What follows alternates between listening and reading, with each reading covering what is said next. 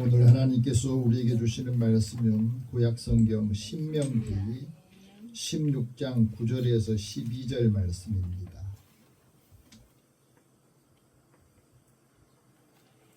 여러분이 갖고 계신 성경 287면 되겠습니다. 우리 같이 함께 이 말씀을 읽으면서 하나님께서 모세를 통해서 주셨던 이 말씀 우리도 다 함께 듣기를 원합니다. 같이 읽겠습니다. 일곱 줄을 셀지니 곡식의 낫을 때는 첫날부터 일곱 줄을 세어 내 하나님 여호와 앞에 칠칠절을 지키되 내 하나님 여호와께서 내게 복을 주신 대로 내 힘을 헤아려 자원하는 예물을 드리고 너와 내 자녀와 너비와 내 손 중에 있는 레위인과 및 너희 중에 있는 객과 고아와 과부가 함께 내 하나님 여호와께서 자기의 이름을 두시려고 택하신 곳에서 내 하나님 여호와 앞에서 즐거워할지니라. 너는 애굽에서 종되었던 것을 기억하고 이 규례를 지켜 행할지니라. 아멘. 자, 기도하겠습니다. 사랑의 하나님, 한 주간 지나면서 벌써 우리 1년 중에 6개월을 보내고 다시 7월을 맞이했는데 한 주간의 삶의 자리에서 우리에게 맡겨진 일들 감당하는데 늘 감사와 즐거움이 우리 생활 속에 있게 하여 주시고 오늘도 하나님의 말씀을 들을 때에 이 말씀을 통해서 힘을 얻고 앞으로의 삶의 지혜를 얻게 하여 주옵소서.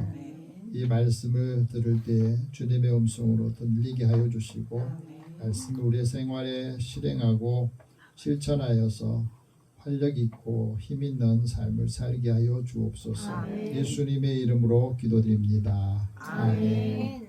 우리 옆에 계신 분에게 서로 인사 나눕시다. 하나님 당신을 사랑하십니다. 하나님 당신을 사랑합니다. 하나님 은혜가 함께하기를 원합니다. 하나님 우리와 함께하기를 원합니다. 벌써 26년도 전반기를 마쳤습니다. 후반기 시작하면서 우리 삶을 다시 한번 점검하고 돌아보는 시간을 가져야 돼요. 현대인들 사회에서 다 바쁘게 살잖아요. 바쁘게 살면서 마음이 지치고 또 마음이 황폐해져 메마름을 느끼는 경우도 많이 있었습니다.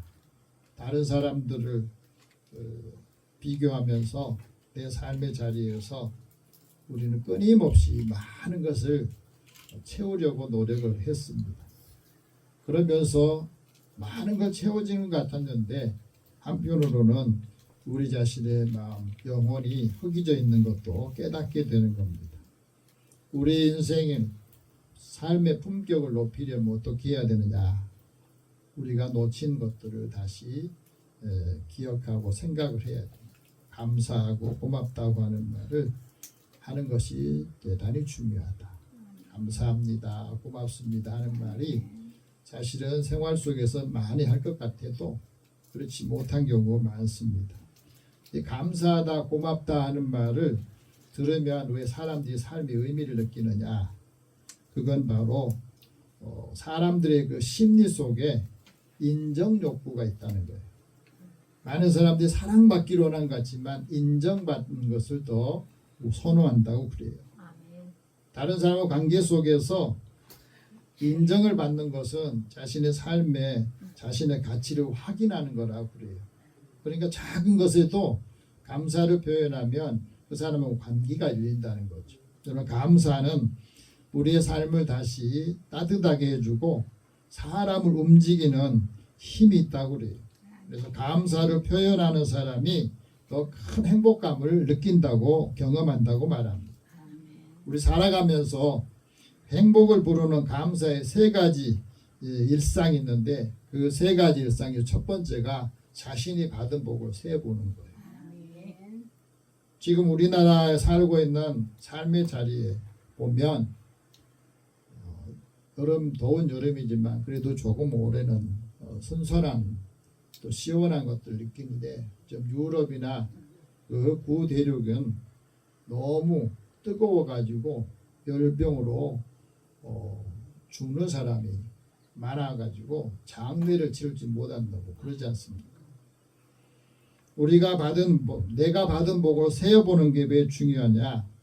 자신이 받은 복을 세어보다 보면 불평이 없어지고 또 이미 내 손에 있는 것, 건강도 가족도 일상의 소소한 기쁨을 찾아서 기록해보고 그것을 생각해 본다는 거예요.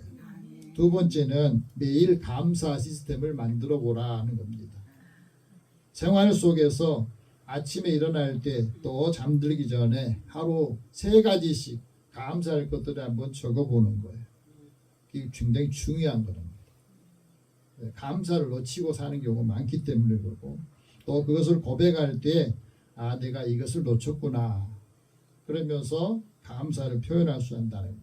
세 번째는 하나님께서 선하심을 미리 내게 주신 것을 신뢰한다는 거예요. 중요한 겁니다. 이건 바로 우리가 살아가면서 어떤 일을 해결할 때 해결되지 않는 일들 많잖아요. 그런데 미리 믿음을 가지면 잘 될 것이다 하는 확신을 또 신뢰를 가지면 그 상황을 이겨낼 수 있는 용기도 생긴다는 겁니다. 아멘. 부정적인 생각을 하면은 절망을 하지만 잘 될 거다 이 과정 통해서 힘들고 지쳐 있지만은 그래도 이 과정이 나한테는 또 새로운 기회를 만들어주는 기회가 된다 하는 것을 깨닫게 해주고 그 은혜를 기억하고 기록하고 묵상하면 우리 삶의 감사 시스템이 만들어진다 하는 겁니다. 하나님께서 주셨던 이 말씀을 왜 우리가 읽고 이스라엘 백성들이 지켰던 걸 왜 우리가 지켜야 됩니까? 이렇게 질문하는 분도 있어요. 이스라엘 백성들이 추수 또 하면서 맥주 감사절을 지켰는데 그 맥주 감사절의 의미가 굉장히 커요. 그래서 우리도 맥주 감사절을 별로 신경 안 썼다가 이래서는 안 되겠구나 생각을 해요. 자, 이스라엘 백성들이 애굽에서 종이 되었을 때 하나님께서 그들을 구원하시고 그들에게 지켜야 될 3가지 절기를 주셨습니다.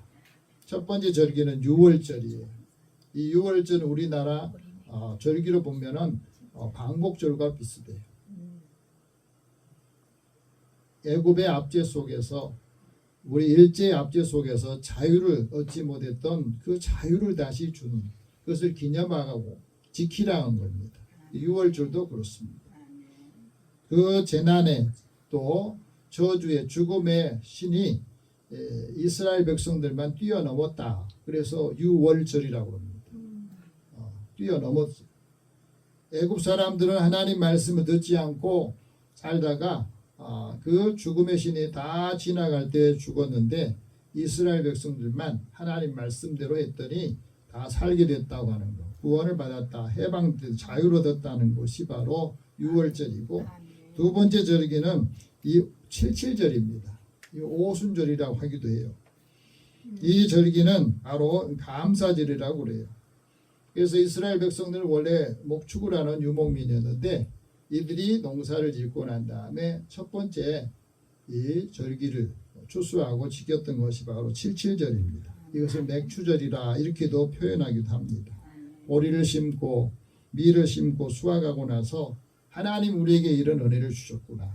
그리고 수확하고 거둔 그 열매를 가지고 하나님 앞에 감사하는 절기를 지킨 게 바로 맥추절이에요. 그래서 맥추절을 지켜라. 네가 수고하고 밭에 뿌린 것의 첫 열매를 기쁨으로 거둔 것 그것을 모아들고 수장절을 지켜라.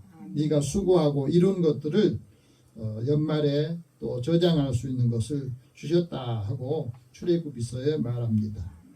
밀과 보리는 이스라엘 백성들에게 일용할 양식이었습니다. 우리는 쌀을 먹지만 이스라엘 백성들은 밀과 보리로 주식을 삼고 일용할 양식으로 먹었어요.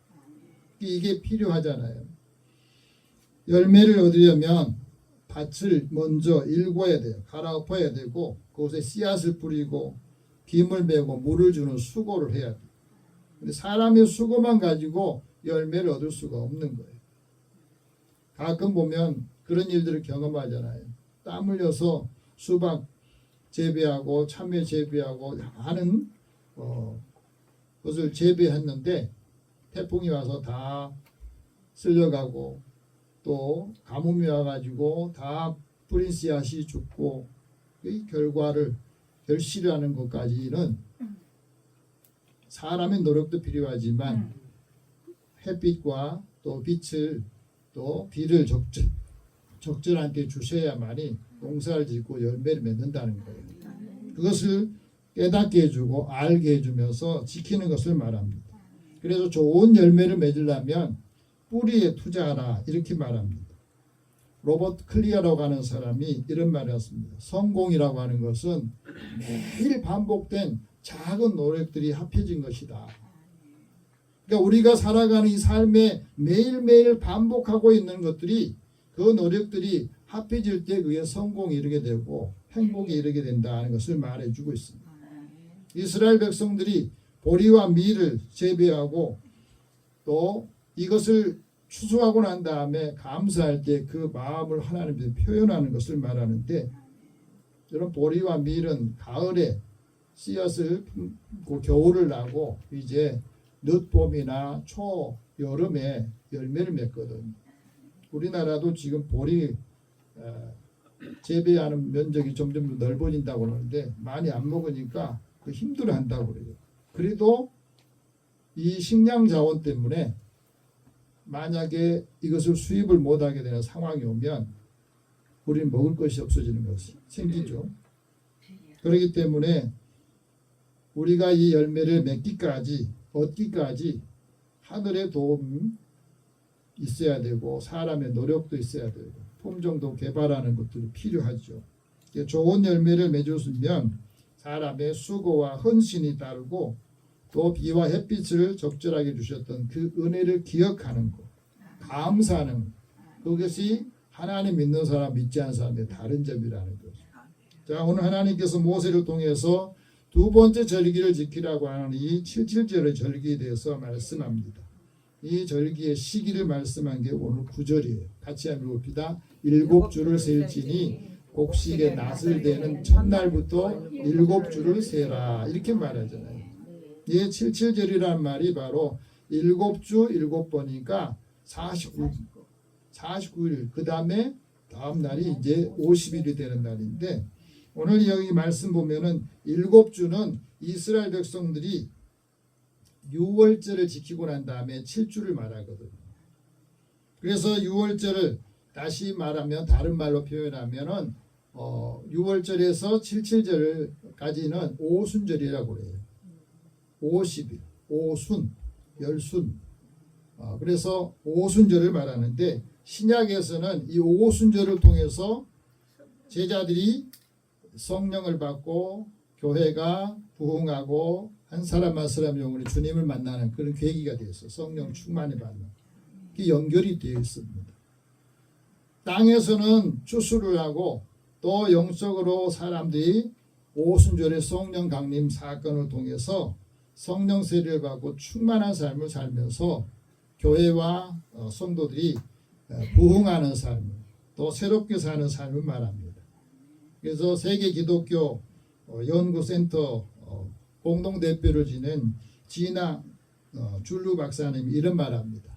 기독교가 확산되는 곳마다 20세기에는 오순절과 은사주의들이 굉장히 많이 활력을 얻었고 이것을 통해서 교회가 많은 곳에 확산이 됐다.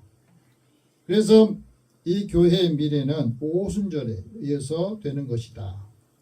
1900년도에는 북방구의 기독교인이 82%가 그곳에 다 머물러 있었대요. 그런데 지금은 북방구의 기독교인은 33%밖에 안 되고 남방구에 있는 기독교인이 67% 돼요. 오늘날 개신교인들의 44%가 아프리카 쪽에 거주하고 있대요.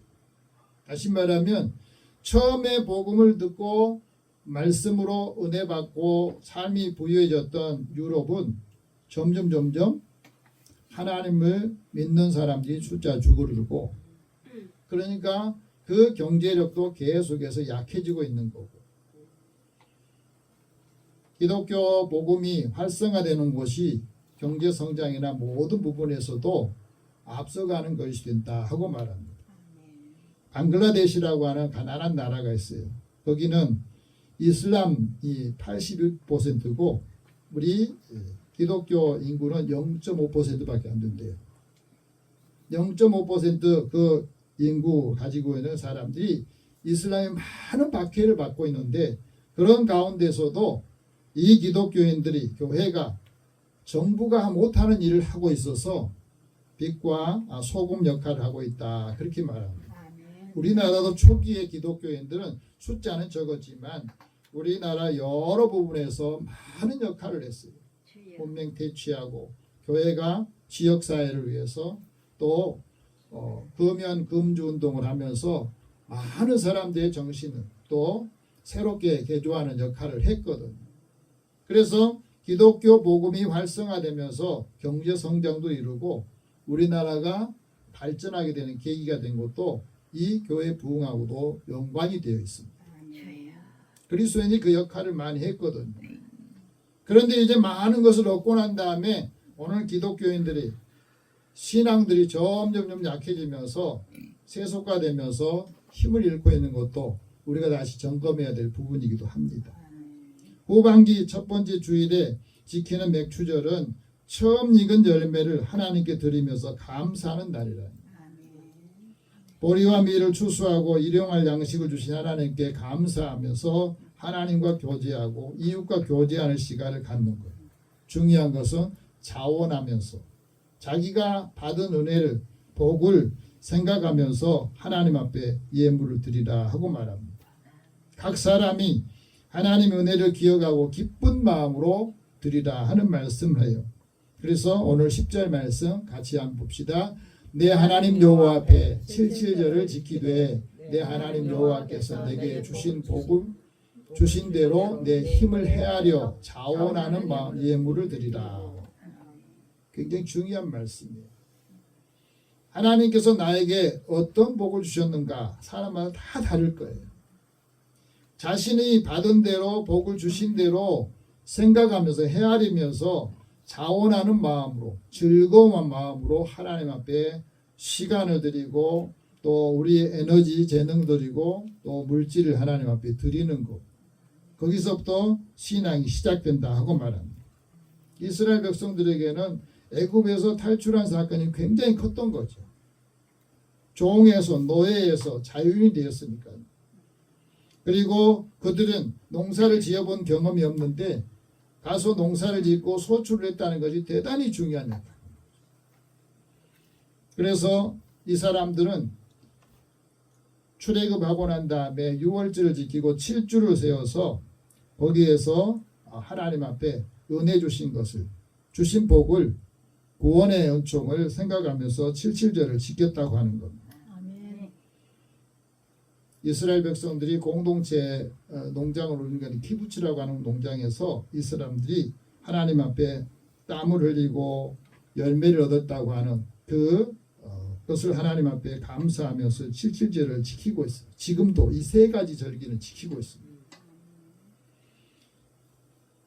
햇빛과 또 비를 주시고 농작물이 잘 자랄 수 있도록 주셨던 것을 생각하면서 하나님 앞에 햇곡식, 햇과일, 밀보리, 포도, 석류, 무화과, 올리브, 대추야자 이런 것들을 다 하나님 앞에 드리는 그 절기를 지켰습니다. 우리가 살아가면서 감사할 줄 아는 사람하고 감사를 모르는 사람은 다르지 않습니다. 오늘날 우리는 농사도 짓지 않는데 무슨 맥주 감사를 지킵니까? 한 전반기 동안 우리 삶을 돌아보면서 하나님 은혜를 생각하고 주신 복을 생각하면서 하나님 앞에 우리도 추수는 하지 않았지만 우리 노동의 수고를 생각하면서 하나님 앞에 감사 예물을 드리는 거예요. 때로 우리의 삶이 내가 원하는 대로 되지 않아서 불평도 하고 감사하는 것도 못했지만 삶의 자리에서 돌아보니까 그래도 여기까지 올 수 있던 게 감사하구나. 불평하는 것하고요 감사하는 게 그 힘은 같대요. 불평하는 에너지, 감사하는 에너지가 같답니다. 그 양은. 근데 결과는 다르대요. 감사하는 삶하고 감사하는 사람하고 불평하는 사람은 그 결과가 엄청나게 다르다는 거예요. 감사하는 사람은 다른 사람의 약점을 보고 또 단점을 보는 게 아니라 장점을 보고 칭찬을 해준답니다. 감사하는 사람. 그러니까 그 사람들이 칭찬하고 감사하는 사람 곁으로 모이게 되고 그 사람의 영향을 받는 좋은 에너지를 받게 된다 하는 말이에요. 처스토슨이라고 하는 분은 이런 말합니다. 감사는 우리가 그 사고의 가장 고차원적인 형태라고. 감사에 깃든 힘이 행복의 2배가 된다 하고 말합니다. 감사해야 우리 삶이 행복하고 기쁨이 있고 또 사람들과 나눌 수 있다고 하는 것을 우리에게 말씀해 주고 있어요. 성공학 대가인 나폴레옹 힐이라는 분이 많은 책을 썼는데 그분이 쓴 책 중에 인생 수업이라고 하는 책에서 이런 말을 합니다. 삶을 보는 모든 순간은 긍정적으로 바라보는 자세를 가져야 된다. 왜냐하면 우리 삶에는 절망적인 삶이 있을 수 있는데 그 이면에는 절망의 크기만큼의 희망이 있더라는 거예요. 또한 우리가 살아보면서 사람들이 성장을 하려면 긍정적인 태도를 가지고 철저하게 준비를 하는 사람이 성공하고 성장을 하더라. 그러면서 성공하는 데 3가지 지름길을 말합니다. 그 첫 번째는 항상 삶의 중심에 자신을 먼저 두어야 된다는 거예요. 이게 무슨 말입니까? 자기가 없이 다른 사람하고 관계 속에서 항상 있는 사람은 감사도 기쁨도 잃어버리고 산다는 거예요. 2번째는 뚜렷한 삶의 목적을 가지고 3번째는 그 목적을 향해서 행동을 해야 된다는 거예요. 이게 첫 번째, 2번째가 다 갖춰졌지만 행동하지 않으면 아무 일도 안 일어난다. 우리 하나님의 은혜를 받고 말씀을 들으면서 이 말씀 내 삶에 적용을 해야 거기서 어떤 일이 일어나는지 아니냐 그걸 볼 수 있다는 거죠. 문제는 적용하지 않으니까 행동하지 않으니까 없는 거예요. 한번 따라합시다. 믿음으로 구원을 받고 행동으로 복을 받는다. 하나님을 믿는데 예수를 나는 잘 믿는다고 하는데 왜 내가 복을 받지 못하지? 행동에 문제가 있다고 하는 거예요. 말씀을 들었으면 그 말씀을 우리가 시행하고 실천해 봐야 되는데 실천하지 않고 가만히 놔두면 아무런 일이 안 일어난다. 감사도 마찬가지입니다. 감사하는 사람은 그 감사하는 태도가 삶을 변화시키고 감사하는 마음을 통해서 우리의 모든 삶이 밝아지는데 이 작은 감사를 통해서 크게 성장이 온다는 거예요. 감사하는 사람은 불평하지 않는다는 거예요. 감사하는 사람은 그 삶의 자리에서 늘 선을 베풀려고 하니까 사람들이 그 사람을 곁으로 다가온다는 거죠. 주변의 사람들이 그 선한 영향에 물들게 되고 그 선한 가치에 집중하게 되면서 긍정적인 생각을 살면서 감사할 줄 아는 사람에게 보답하는 일이 생긴다는 거예요. 그래서 작은 감사가 우리 삶에 필요하다. 이스라엘 백성들이 농사를 짓고 열매를 거두고 난 다음에 여호와 앞에서 어떻게 77절을 지키라고 했느냐? 3가지를 말합니다. 하나는 하나님이 복 주신 대로 지키라는 겁니다. 한번 따라 하나님께서 복을 주신 대로 이 절기를 지키라는 거죠. 복을 주신 대로. 근데 이 말씀을 한번 보세요.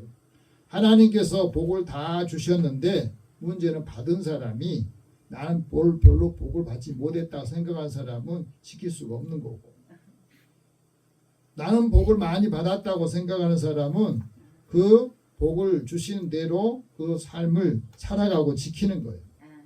그래서 하나님이 주신 복은 시간 공간을 초월하고 하나님이 복을 주셨다고 생각하는 사람은 삶의 변화가 생깁니다. 그리고 하나님 의지하는 거예요. 다윗은 이렇게 말합니다. 하나님께서 나에게 복을 주셨는데 나는 하나님을 힘있게 의지하여서 도움을 얻었다. 하나님을 힘있게 의지하여서 내가 하나님께 도움을 받았고 하나님을 의뢰하고 하나님께 부르짖었더니 하나님께서 응답해 주시더라. 아멘. 그 삶을 체험하고 고백을 하는 거예요. 우리는 이 고백이 좀 부족하잖아요. 하나님을 힘있게 의존하니까 하나님 앞에 기도할 수 있었고, 하나님 힘들 때, 고통스러울 때 하나님 부르짖을 수 있었다는 거죠. 하나님 그 기도에 응답해 주셨다. 아멘. 하나님 무지한 사람은 교만하지 않습니다. 전반기 우리 삶을 돌아보면서 우리는 하나님을 얼마나 의지했는지, 하나님과 친밀한 관계를 얼마만큼 갖고 살았는지 다시 한번 점검하면서 이제 후반기를 시작하면서 하나님과 더 친밀해져야 되겠다. 이런 결단을 하시기 바랍니다. 아멘. 하나님이 주신 복이 왜 중요합니까? 존 밀턴은 이렇게 말합니다. 하나님으로부터 받은 복이 진정한 축복이기 때문이다. 아멘. 하나님께서 주신 복을 하나님께 감사로 지는 절기를 지키는 것, 이것은 자신뿐 아니라 자손들에게, 사람들에게 알려주는 역할을 했다고 말합니다. 아멘. 다윗은 그 은혜를 체험하고 난 다음에 이렇게 말하죠. 너희는 여호와의 선하심을 맛보고 알아라. 우리는 이 말 잘 안 하잖아요.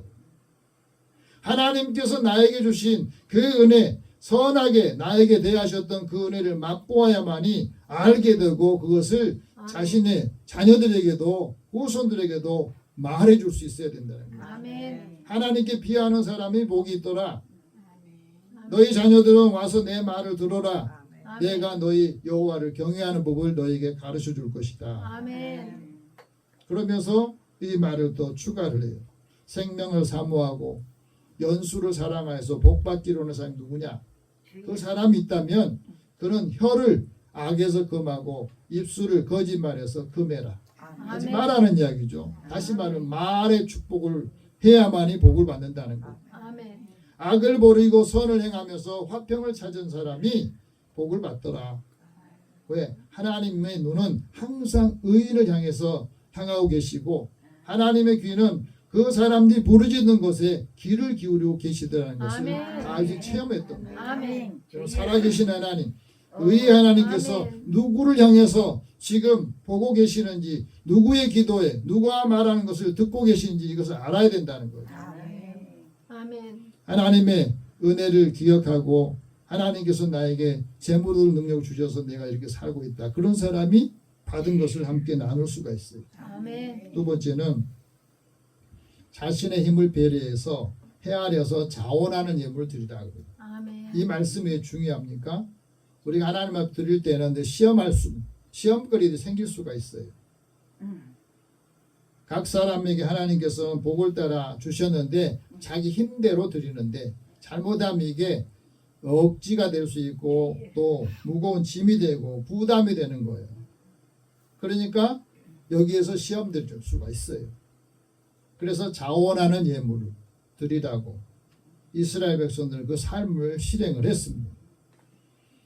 토레이 목사님이 이렇게 말합니다. 우리가 자원하는 믿음을 통해서 성령이 충만할 때 그 사람은 항상 감사의 제물을 드리는데 그 감사의 제물을 드리는 손길에서 이 성령이 역사하시고 충만한 삶이 나타나더라. 아멘.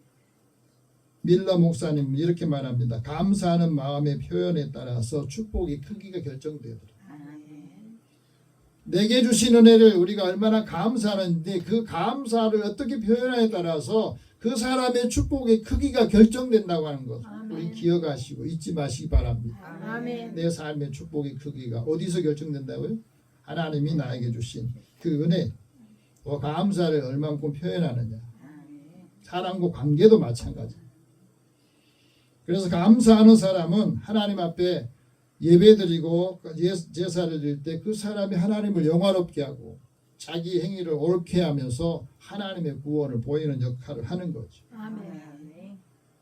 똑같이 신앙생활 하는데 고린도 교회 성도들하고 마케도니아 지역에 있는 교회들의 차이점이 뭐냐면 고린도 교회의 성도들은 잘 살았어요. 형편이 나았어요. 그런데 하나님 앞에 드리고 어려운 사람은 구제하지 않는데 하질 않아요. 마케도니아 지역에 사는 사람들, 성도들은 어려운 사람들 이야기를 했더니 자기도 어렵고 환난이고 힘든데 그 마음을 듣고 감동에 대해서 힘있게 힘에 넘치게 했다고. 그래서 사도 바울이 그 이야기를 하지 않습니까? 우리가 살아가면서 그렇습니다. 복 받은 사람은 어떻게 하나님께 감사하고 나누느냐? 하나님이 선택한 곳에서 하나님 앞에서 즐겁게 산다고 하는 11절 같이 봅시다. 너와 내 자녀와 노비와 내 성중에 있는 레위인과 너희 중에는 객과 과와 함께 하나님 여호와께서 자기 이름을 두시려고 택하신 곳에서 내 하나님 여호와께서 즐거워할지니라. 아멘. 하나님께서 택하신 곳에서 즐거워하는 마음으로 함께 나누라고 말씀합니다. 내게 주신 복을 누구와 함께 나누느냐, 즐겁게 나누느냐, 그게 굉장히 중요하다고 아멘. 살면서 그렇습니다. 인천의 차이나타운에서 중식당을 운영하고 있는 서학보라고 하는 분이 이 만다복이라고 하는 그 음식점에서 중국집에서 자신의 삶을 살면서 이웃에게 실천하는 것을 기록을 해놨더라고 보니까 이 땅에 태어나면서 친구들과 같이 컸대요.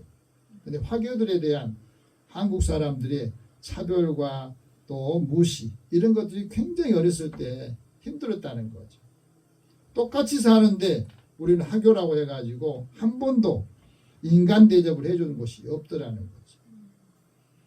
그래서 같은 국민으로 사람 차별하지 않고 좀 해줬으면 좋겠다 그런 마음을 가지면서 이분이 30대 때에 부모님이 돌아가셨대요. 항상 부모님에 대한 그 효도를 다하지 못한 마음이 있어서 그것을 어디로 표현하냐면 돈이 불려 조금 식당을 운영하면서 이제 어버이날이 되면은 그 노인정에 찾아가 가지고 어르신들에게 자신이 음식을 할 수 있으니까 음식을 대접하고 장애인 날에도 250명 장애인들에게 짜장면을 대접하면서 이게 했답니다. 그러면서 이런 말이에요. 내 것 중에 절반을 나눈 것이 진짜 나눔이더라. 내가 본 것 중에서 절반을 나눠주는 것이 진짜 나눔이더라 하고 말합니다. 그리고 힘 닿는 데까지 나누는 것이 진짜 나눔이다. 나눔이라고 하는 것은 장사꾼의 승부가 아니라 사람을 아끼는 마음. 그 부모님이 그랬대요. 너는 받는 것보다 항상 나누는 삶을 살라. 그것을 새기면서 돈이 벌어지고 일을 하면서 그거 마음을 얻더니 감사하는 마음 그것을 함께 나누었더니 일이 더 다 잘 되더라. 그러면서 그 말씀을 함께 나눕니다. 우리가 살아가면서 그렇습니다. 하나님이 주신 복을 즐거운 마음으로 그 축복을 함께 나누는 사람이 복 있는 사람이라. 도와주는 사람이 복 있는 사람이라. 복 있는 사람은 지난날의 어려운 그 순간들을 기억하면서 잊어버리지 않고 그 고통스러운 그 삶의 자리에 있는 사람들에게 같이 나누는 거지. 오늘 12절 말씀도 그겁니다. 너는 애굽에서 종되었던 것을 기억하고 이 규례를 지켜 행하라. 이것을 기억하고 있어야 교만해지지 않고 더 많은 걸 가져도 함께 나눈다는 것을 우리에게 가르쳐주고 있습니다. 이스라엘 백성들이 항상 기억해야 될 것은 바로 과거의 애굽의 종되었던 것을 기억하고 거기서 하나님이 우리를 구원해 주셨던 것을 기억하면서 그 함께 삶을 나누었던 거죠. 그래서 유대인들이 살아가면서 많은 사람들이 그 부러움을 산 것도 바로 그런 거예요. 탈무드에 이런 말이 있습니다. 세상에서 제일 지혜로운 사람은 늘 배우는 사람이고 가장 행복한 사람은 감사한 사람이다. 우리 삶의 자리에 하나님이 주신 은혜를 함께 나누고 그 감사를 나누는 삶을 살기를 원하십니다. 우리의 삶에 하나님의 영광이 또 받은 은혜가 즐거움으로 함께 나누는 삶으로 축복의 삶을 살기를 축복합니다. 기도하겠습니다. 살아계신 하나님, 매일매일 생활 속에서 하나님의 은혜를 기억하고 오늘도 여기까지 건강 주셔서 살 수 있음을 감사드립니다. 그 함께하는 사람들과 더불어서 이 은혜를 나누게 하여 주시고 주는 자가 복되다 하신 말씀을 이루어서 아는 사람들에게 하나님이 주신 은혜에 선한 영향을 끼쳐서 사람들이 모이게 하시고 사람들에게도 사랑받고 또 복받은 삶을 살게 하여 주옵소서. 예수님의 이름으로 기도드립니다. 아멘.